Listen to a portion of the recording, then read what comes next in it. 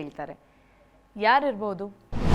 ಚೆನ್ನಿ ನಿನ ಗಂಡ ಬಲು ಜಾಣಾನೆ, ಅವನು ಮಾತಿನಲ್ಲಿ ಮೋಡಿ ಮಾಡೋ ಮಾಯಗಾರನೇ. ಕತ್ಲ ರಾತ್ರಿ ಕಳಿಯಬೇಕು ನನ್ನ ಗೆಳತಿ, ನಮ್ಮ ಕೃಷ್ಣನ ಕೊಳ್ಳಲಿನ ಸ್ವಲ್ಲವಳು. ಮಾದೇವನ ಮಾಡದಿ ಮಾಯಗಾತಿಗೆ, ಪ್ರಾಣದ ಕಡಲಿಗೆ ಬಹುಮಾನ ನಿನಗೇನು ಕೊಡಲಮ್ಮ ತಂಗಿ. ತವರೂರು ಎಂಬುದು ಅವರಾರಿಗೆ ಕಮ್ಮಿ, ತವರಲ್ಲಿ ತೆಂಗು ಬೆಳೆವಾರು. ಬಾಳಾದ ಗರುಕೆ ಚಿಗುರ್ಯಾವ ಮಾದೇವ್ನ ಮಾಡಲ್ಲಿ ಮಳೆಯೂ ಸುರಿದಾವೋ. ಉಳಿಯುವೆನೇ ನಾ ಘೋರ ಪವಾಡದಲ್ಲಿ. ಕುಂಬಾರಕಿ ಈಕಿ ಕುಂಬಾರಕಿ, ಪಡೆದೆನಿತ ಎಂಬ ಹಿರಿದಾದ ಹಣೆಯ ಪಟ್ಟಿ. ಆ ದೊಡೆ ನಂದಾತ್ಮವೆಂಬುದು ನಾಮರೂಪಾತೀತವು. ಆಷಾಢ ಮಾಸ ಬಂದೀತವ್ವ, ಅಣ್ಣ ಬರಲಿಲ್ಲ ಕರಿಯಾಕ. ಕರ್ಪೂರವ ಬೆಳಗುವೆ ದೇವನೇ, ತಪ್ಪದೇ ಬರಲಿಲ್ಲ ಗುಣವಂತ. ಮಾದೇವಾ ಇದ್ದು ಸತ್ತ ಹಾಗೆ ಮಗುವ ಬಿಟ್ಟ ತಾಯಿ. ಜಾಣತನ ಕಲಿಯುವ ಕಲೆಗಾಗಿಯಗ ಗಾಗಿಯಗ ಬಂದನೋ ಬಂದ ಸವಾರ. ರುದ್ರಾಭಟಾನಗ ವರ್ಮಾನ ತವರು, ಅವರು ಇಲ್ಲದೆ ಹಾಗಿದ್ದ ಘಾತ.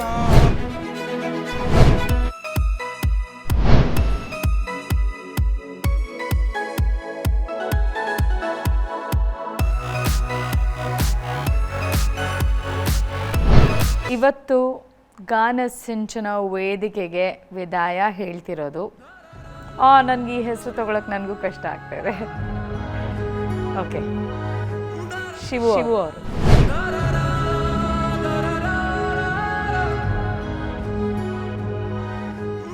ಹೇಳು, ಗಾನ ಸಿಂಚನ ವೇದಿಕೆಗೆ ಏನಾದರೂ ಹೇಳೋದು. ನಿನ್ನ ನಾವು ಆ್ಯಕ್ಚುಲಿ ತುಂಬ ಮಿಸ್ ಮಾಡ್ಕೋತೀವಿ.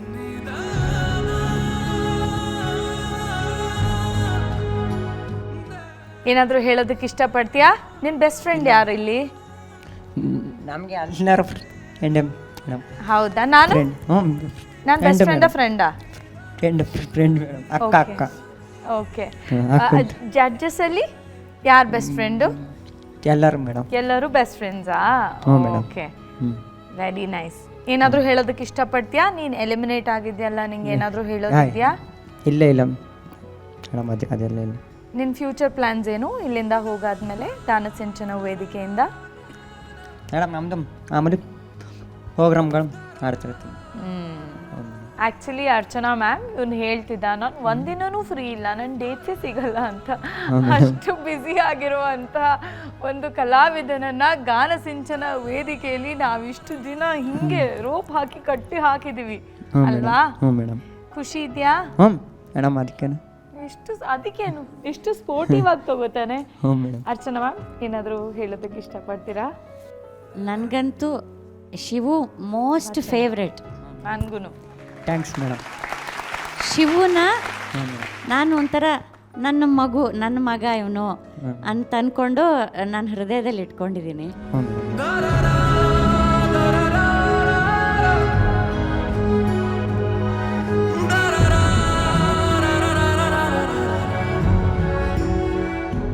ಆತನ ಮುಗ್ಧತೆ ನಂಗೆ ತುಂಬ ಇಷ್ಟ ಆಗುತ್ತೆ, ಡೆಡಿಕೇಶನ್ ಇಷ್ಟ ಆಗುತ್ತೆ, ಶ್ರದ್ಧೆ ಇಷ್ಟ ಆಗುತ್ತೆ.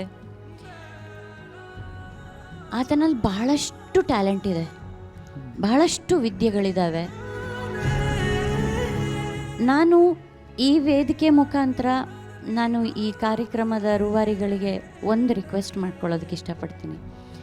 ಕಾರ್ಯಕ್ರಮದ ರೂಲ್ಸ್ ಆ್ಯಂಡ್ ರೆಗ್ಯುಲೇಷನ್ಸ್ ಪ್ರಕಾರ ಯಾರಿಗೆ ಅವತ್ತಿನ ಸಂಚಿಕೆಯಲ್ಲಿ ಅತ್ಯಂತ ಕಮ್ಮಿ ಮಾರ್ಕ್ಸ್ ಬಂದಿರುತ್ತೆ, ಎಲ್ಲೋ ಏನೋ ತಪ್ಪು ನಡೆದಿರುತ್ತೆ, ಅವರನ್ನು ಕಳಿಸ್ಕೊಡ್ಲೇಬೇಕಾಗತ್ತೆ.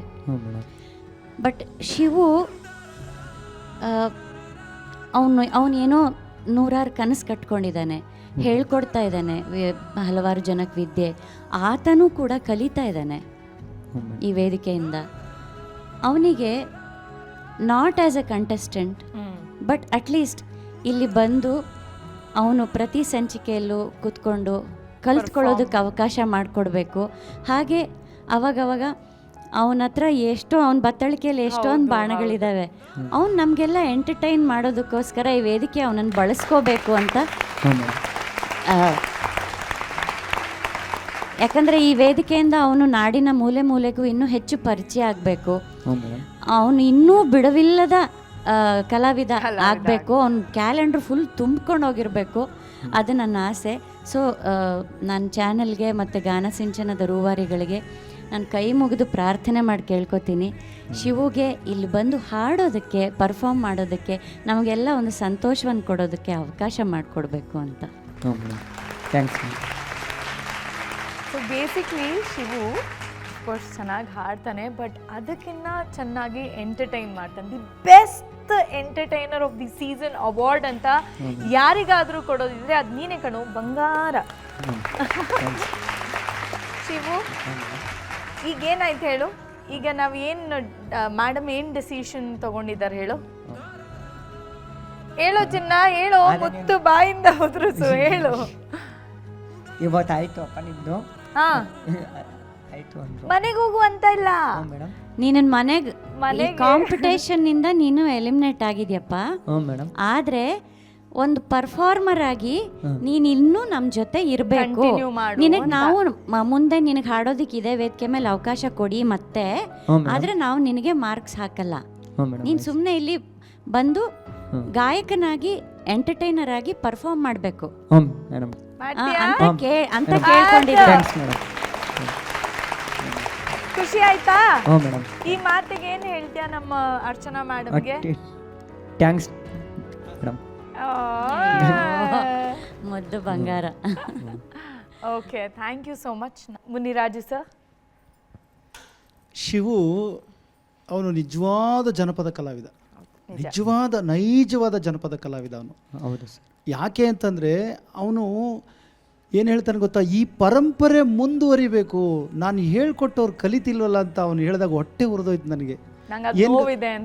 ಅಯ್ಯೋ, ನನಗಂತೂ ಹೊಟ್ಟೆ ಉರಿದೋಯ್ತು. ಯಾಕೆ ಗೊತ್ತಾ, ಈ ಗುಡ್ರನ್ನೆಲ್ಲ ಬಿಡ್ತಾರಲ್ಲ ಜನಪದರು, ಮೈಸೂರು ಕಡೆದು ಹೇಳ್ತಾ ಇದ್ದೀನಿ, ಉತ್ತರ ಕರ್ನಾಟಕದ ನಾನು ಹೇಳ್ತಾ ಇಲ್ಲ. ಮಾದೇಶ್ವರನ ಕಂಸಾಳೆ ಹಾಡ್ಕೊಂಡು ಪದಗಳನ್ನ ಹಾಡ್ಕೊಂಡೆಲ್ಲ ಹಾಡ್ತಾರಲ್ಲ, ಅವ್ರು ಹೇಳ್ತಾರೆ ಹೊಟ್ಟೆ ತುಂಬಲ್ಲಪ್ಪ, ಇದರಲ್ಲಿ ಏನು ಜೀವನ ನಡೆಯಲ್ಲ ಅಂತ. ಕೆಲವ್ರು ಏನು ಮಾಡ್ತಾರೆ, ಈ ವೃತ್ತಿನೇ ಬೇಡ ನಮಗೆ, ನೀವು ಓದ್ಕೊಂಡು ಬೇರೆ ಏನಾರು ಆಗ್ಬಿಡಿ, ಇದು ಬೇಡವೇ ಬೇಡ, ಇದು ಕಲೀಲೇಬೇಡಿ ಅಂತ ಇದು ಮಾಡಿಬಿಡ್ತಾರೆ, ಮನೆಯಲ್ಲಿ ಕಂಟ್ರೋಲ್ ಮಾಡಿಬಿಡ್ತಾರೆ. ಆದರೆ ಈ ಹುಡುಗ ಅದನ್ನು ಚಾಲೆಂಜಿಂಗ್ ತೊಗೊಂಡು ನನಗೆ ಬಿಡುವೇ ಇಲ್ಲ ಅಂತ ಹೇಳ್ತಾನೆ ಅಂತಂದರೆ ಕೊಡ್ರಿ ಅವನಿಗೆ ಚಪ್ಪಾಳೆನ. ಅವನು ಹಾಡೋದು ಬಿಡಪ್ಪ, ಹಾಡುಗಾರಿಕೆ ಬಿಡು. ಹಾಡುಗಾರಿಕೆ ನೀನು ಏನೋ ಮನಸ್ಸು ಮಾಡಿ ಕಲ್ತ್ಕೊಂಡ್ರೆ ನಿನಗೆ ಅದೇನು ದೊಡ್ಡ ವಿಷಯ ಅಲ್ಲ, ಅಭ್ಯಾಸ ಮಾಡಿದ್ರೆ ಬರುತ್ತೆ. ನೀನು ಆ ಕಂಸಾಳೆ ಎಲ್ಲ ಮಾಡ್ತೀಯಲ್ಲ, ಅದು ಜನಪದ ಕಲೆ. ಅದು ಹುಲಿ ಕುಣಿತ ಮಾಡ್ತೀಯಲ್ಲ, ಜನಪದ ಕಲೆ. ಇನ್ನೂ ಯಾವ್ಯಾವ್ದು ಮಾಡ್ತೀಯಾ? ನನಗೆ ಆಶ್ಚರ್ಯ ಅನಿಸ್ತಿದೆ, ಇನ್ನೂ ಏನೇನು ಕಲೆ ನಿನ್ನ ಒಳಗಡೆ ಇದೆಯೋ ಅಂತ. ಯಾವುದಾದ್ರು ಇದೆ, ಇನ್ನೂ ಏನೇನು ಮಾಡ್ತೀಯಾ? ಆರಾಮೇಲಿದ್ದು ಲಂಬಾಣಿ ಉಂಟದು, ಲಂಬಾಣಿ ಕುಣಿತ ಮಾಡ್ತೀಯಾ? ಆಮೇಲೆ ಇದು ಮಾರಿ ಕುಣಿತ ಮಾಡ್ತೀಯಾ? ಅಯ್ಯೋ, ಹಾಗಾದರೆ ಮೇಡಮ್ ನಿರ್ಧಾರ ಮಾಡಿದ್ದು ಕೇಳಿದ್ದು ನಿಜವಾಗ್ಲೂ ನಮಗೆಲ್ಲ ಸಂತೋಷ ಆಗುತ್ತೆ. ಯಾಕೆಂದರೆ ಒಳ್ಳೆ ನಿರ್ಧಾರ ನೀವು ಮಾಡಿದ್ರಿ.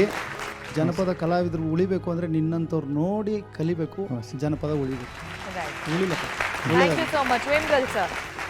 ಶಿವು, ಸರ್, ನೀನು ಒಂದು ರೀತಿ ಮಲ್ಟಿ ಟ್ಯಾಲೆಂಟೆಡ್ ಆರ್ಟಿಸ್ಟ್ ಅಪ್ಪ. ಸರ್, ಎಲ್ಲ ವಿದ್ಯೆಗಳು ನಿನ್ನಲ್ಲಿದೆ. ನಿನ್ನ ಇಡೀ ಏನು ಜೀವಮಾನದಲ್ಲಿ ನೀನು ಮುಂದೆ ಖಂಡಿತ ಬರ್ತೀಯ. ಅರ್ಚನಾ ಅಮ್ಮವ್ರು ನೋಡಿ ನಿನಗೋಸ್ಕರ ಕಣ್ಣೀರು ಹಾಕಿದ್ರು ಅಂತ ಹೇಳಿದ್ರೆ ಅವ್ರಿಗೆ ಎಷ್ಟು ಪ್ರೀತಿ ಇದೆ ನಿನ್ನ ಮೇಲೆ ಅಲ್ವಾ? ಮತ್ತು ನಿನಗೆ ಇದೇ ವೇದಿಕೆಯಲ್ಲಿ ನಿನಗೆ ಹಾಡಲಿಕ್ಕೆ, ಕುಣಿಲಿಕ್ಕೆ ಎಲ್ಲ ಅವಕಾಶ ಅವ್ರು ಮಾಡಿಕೊಟ್ಟಿದ್ದಾರೆ.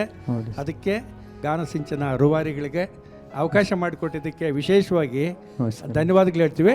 ಅಂದರೆ ನಿನ್ನಲ್ಲಿದೆ, ಆ ಕಲೆ ಇದೆ ನೋಡಿ. ನೀನು ಸಂಘಟನೆ ಮಾಡಿ ಭಾಳಷ್ಟು ಜನ ಕಲಿಸ್ತೀಯಾ, ನೀನು ಬೇರೆ ಬೇರೆ ಹಾಡ್ತೀಯ, ಕುಣಿತೀಯ ಅಲ್ವಾ? ಸರ್, ಈ ಥರ ಅಪರೂಪವಾದ ಕಲಾವಿದ ಎಲ್ಲ ಕ್ಷೇತ್ರದಲ್ಲೂ ನೀನು ಇರೋದ್ರಿಂದ ನೀನು ಎಲ್ಲಿ ನೀನು ಸೋಲು ಅಂತ ಪ್ರಶ್ನೆ ನಿನ್ನ ಮುಂದೆ ಜೀವನದಲ್ಲಿ ಬರಲ್ಲ. ನೀನು ಸದಾ ಗೆಲುವಿನ ಹಾದಿಯಲ್ಲೇ ಹೋಗ್ತೀಯ ಅಷ್ಟೇ. ಅರ್ಥ ಮಾಡ್ಕೊ. ಒಳ್ಳೇದಾಗಲಿ ನಿಮಗೆ. Thank you sir. ಹಾಗಿದ್ರೆ ಆನ್ ಅ ಹ್ಯಾಪಿ ನೋಟ್ ಇವತ್ತಿನ ಸಂಚಿಕೆಯನ್ನ ಎಂಡ್ ಮಾಡೋಣ. ಮುಂದಿನ ಸಂಚಿಕೆಯಲ್ಲಿ ಸಿಗೋಣ ಅಂತ ಹೇಳು. ಮುಂದಿನ ಮುಂದಿನ ಸಂಚಿಕೆಯಲ್ಲಿ ಸಿಗೋಣ. ನಮಸ್ಕಾರ ಹೇಳಿ. ನಮಸ್ಕಾರ.